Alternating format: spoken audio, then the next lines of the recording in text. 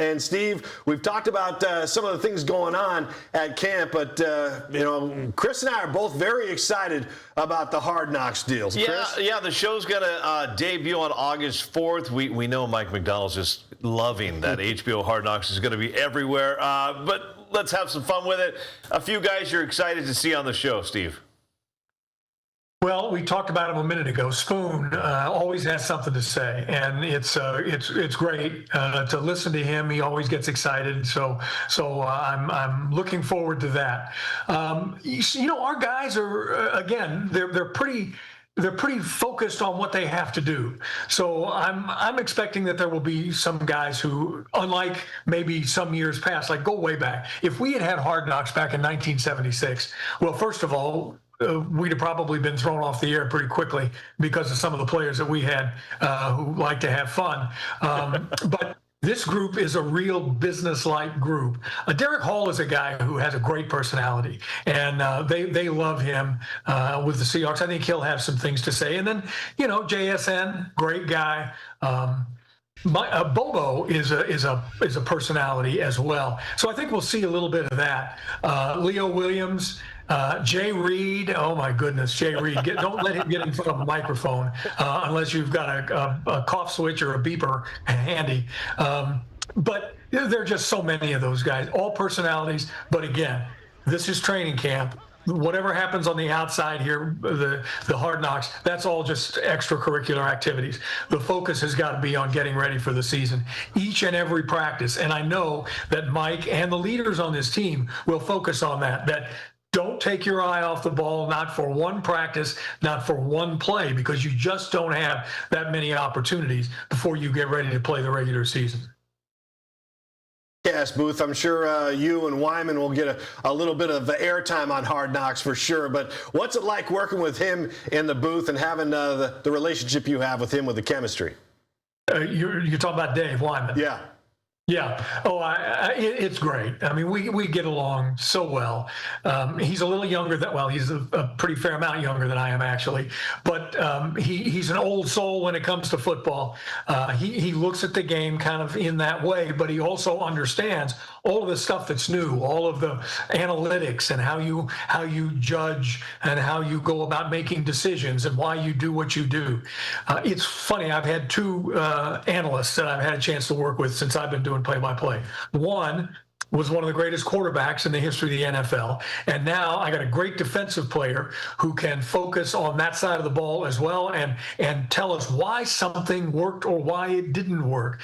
And that's what I like about Dave. Plus, he's just funny. And oftentimes, as you guys know, it's during the commercials when some of the funniest things are said, and sometimes you can use them on the air and sometimes you can't. But between that and our plane flights together, we sit next to each other on the plane to and from these games. He's just a great friend and a great collaborator when it comes to the game. I can almost sense this is what he's going to say, so now I know how I can play off of that, or here's how I want to lead him into something, and then he knows where I'm going. So it's just a great partnership. All right, Steve, I got to ask the hard questions on this show, and we'll leave Paul up. You have a great working relationship with Dave Wyman. I think you guys are absolutely fabulous on the broadcast. But also coming back this year, one of the best shows on TV. It's the Fifth Quarter, hosted by Paul Sylvie, along with the Hall of Famer Walter Jones. But I got to ask you, Steve, how hard has it been? Because I sit there back in the booth and I watch the show. I do the highlights live, and every year I see your load gets more and more because you continue to put these two, the Hall of Famer Walter Jones and Paul Sylvie, on your shoulders. I mean, it was Paul trying to take credit for coming up with Holy Catfish. I know that's your saying, Steve. Has it been tough carrying the load for Paul Sylvie? Oh gosh, if I can't even tell you, Chris. My shoulders, my back, everything is now Walter, on the other hand, whatever Walter says or whatever Big Walt wants, it's always right.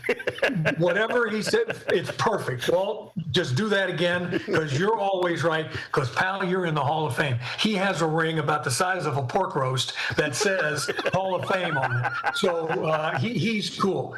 with respect to Paul, and you guys, you look like you're two retired guys sitting at the home in this place. I feel bad that I'm not there with you, actually. But you know what? Talk about chemistry. I think the three of us have developed a little bit of a chemistry too. And here's the other thing, Chris, that people at home don't see. I'll come down from the booth after calling the game, and you guys have been around this a long time. You use a little bit of physical activity to call a game. I get excited, I yell and I carry on and holy catfish and all that. So you're a little tired, and you come down, you want to catch your breath, and then they grab you and they throw you on this at the table there for the interviews. And we're not one question in, and one of the players comes out to be interviewed. Guess who gets dumped at that minute? Who gets picked up and literally lifted out of the chair? And okay, we're just going to push you down the line. So then I get home for dinner about 10:15 because I've been constantly moved off the set because Paul and all the guys say, okay, we got to get a real player in here now. And I guess I understand. Yeah. I hate to do that to you, Steve, but the players have a bus to catch, and they want to get out and see their family and friends. And you probably just have to just go back and kick it at home with your lovely wife and just relax. So you have a little time, you have a little flexibility, and we always appreciate you working with us on that, because there are times, literally seconds after he puts his headsets on, we take him off and say, "Sorry, Jaron Reed's here. You got to go."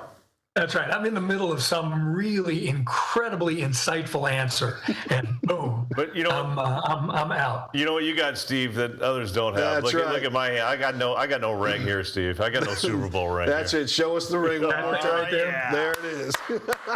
Boy, I'll tell you, it's great. And this top comes off, as you guys know. In fact, it comes off like that. Yeah. And so now you can wear this part as a pendant. Just show a second as one? A pendant. Yeah, nice. Yeah. So I'm sharing it. Unfortunately, it'll separate those lumbar spine thing. It's so heavy if she wears it as a pendant. But it's a cool ring. And again, every time I see the players and Paul, those players who will come out and who will displace me at the chair this season in the post-game show, I will thank every one of them personally for this little bauble here because it was their hard work, and Mike and the coaches and John. It's just, as we know, it's really a treat. It's an honor to be a part of this organization now. This will be my 51st season coming up. So I'm looking forward to it almost as much as I did the first one. The first one I was scared to death in 1976 because I didn't know what to expect. And now I know what's coming, and we really look forward to it.